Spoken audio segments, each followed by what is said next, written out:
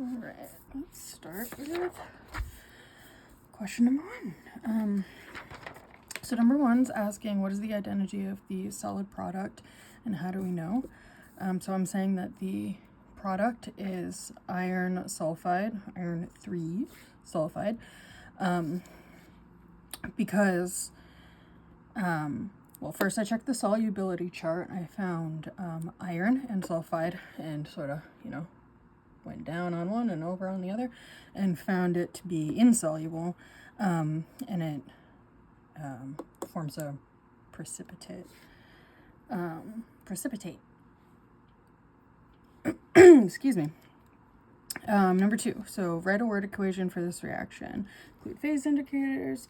So at the beginning here, we started with an aqueous solution containing sodium sulfide, which reacts with an aqueous solution containing iron nitrate. So first, we write sodium sulfide, aqueous solution, iron nitrate, aqueous solution. And then we find here, we go back and we find that it produces iron sulfide and sodium nitrate. So we did sodium nitrate. Wait, hold on. Sodium nitrate and iron sulfide. So we'll move on to, I have these out of order. All right. And I was just going to say, but let's move on to this sheet over here. Number 3 is what kind of reaction is taking place and how do we know? I'm going to say here that we have a double displacement taking place. We have 2 aqueous ionic solutions over here. And then to produce these, the iron switches its nitrate with the sodium and the sodium switches its sulfide with the iron. So we end up with them switching these 2. And because it switches for each of them loses and gains one of the other, they switch, we end up with a double displacement rather than if just one were to have switched. And number 4, what are the chemical formulas for each of the reactants? Sodium sulfide is Na2S, and then, wait, hold on.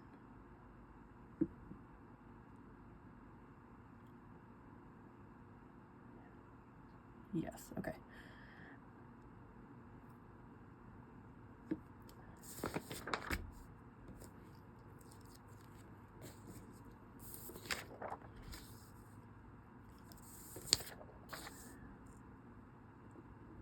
There we go. I knew I was missing something. So sodium sulfide is Na2S3, and then iron 3 nitrate is FeNO3 3. And number 5, let's switch this paper here. What are the chemical formulas for each of the products? So we said that the products were iron sulfide and sodium nitrate. So we have iron sulfide, Fe2S3. Oh, no. Okay, I just messed myself up. Nope, this is just an S, not S3. This is Na2S. This one is Fe2S3.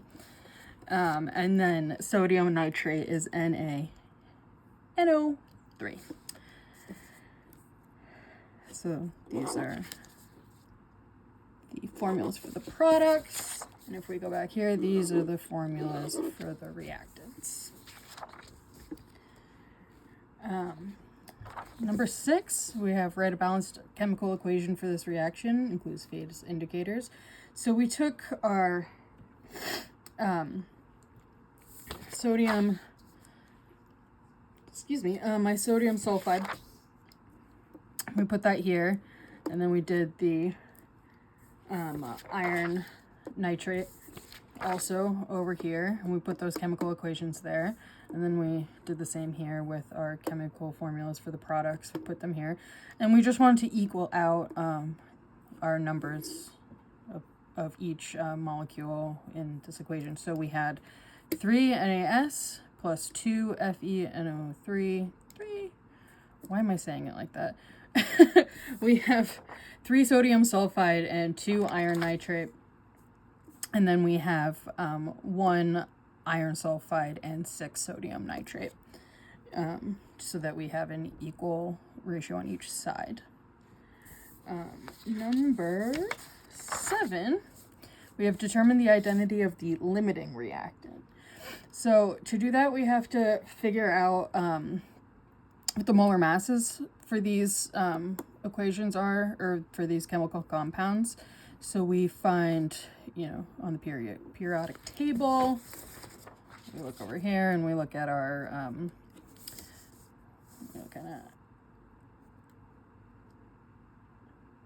so like iron, we have 55.885. I rounded up for these, oops, I didn't for oxygen, but just to make it a little bit easier, I was running out of room while I was doing this.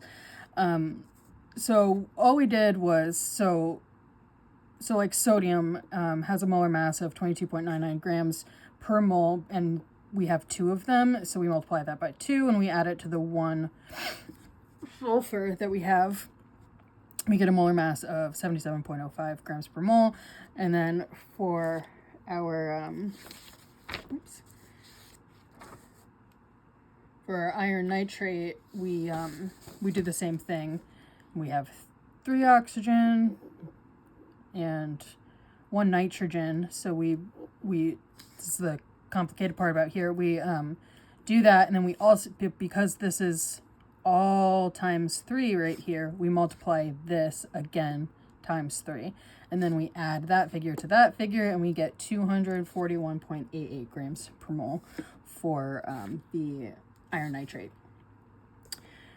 So then to find the limiting reactant, we've got to figure out, we got to take what we had at the beginning, which was 10.79 grams of sodium sulfide and 22.31 grams of iron nitrate, right? And to be able to find, the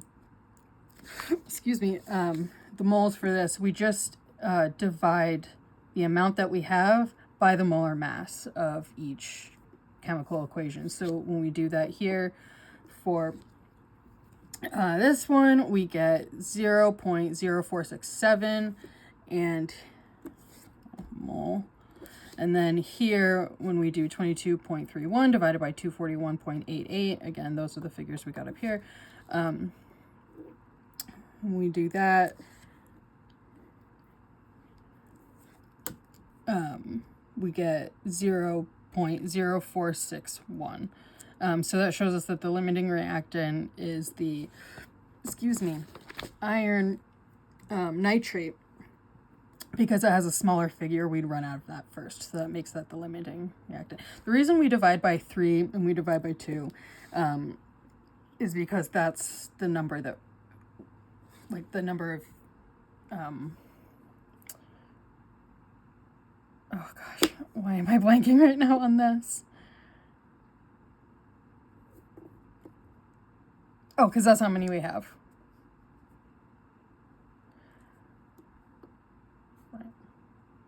3, 2. Ow. Okay. And then to determine our theoretical yield, we take these masses, the mole of the molar mass of, the mole of iron nitrate, and we multiply it by the ratio from our balanced equation that we had. Where is it? Right back here. So it was, for this one, it's 1. We only have 1 of these to 2 of these, so we divide, or we multiply by 1 over 2, or 1/2. Which equals, the same figure that we got up here, is 0.0461 moles of the iron sulfide. And then we find, again, those molar masses. We take the molar masses that we found up here for iron and for sulfur. and then we multiply it by 2 and 3 because that's how many we have in, that's labeled here. So that's how many molecules of each that we have.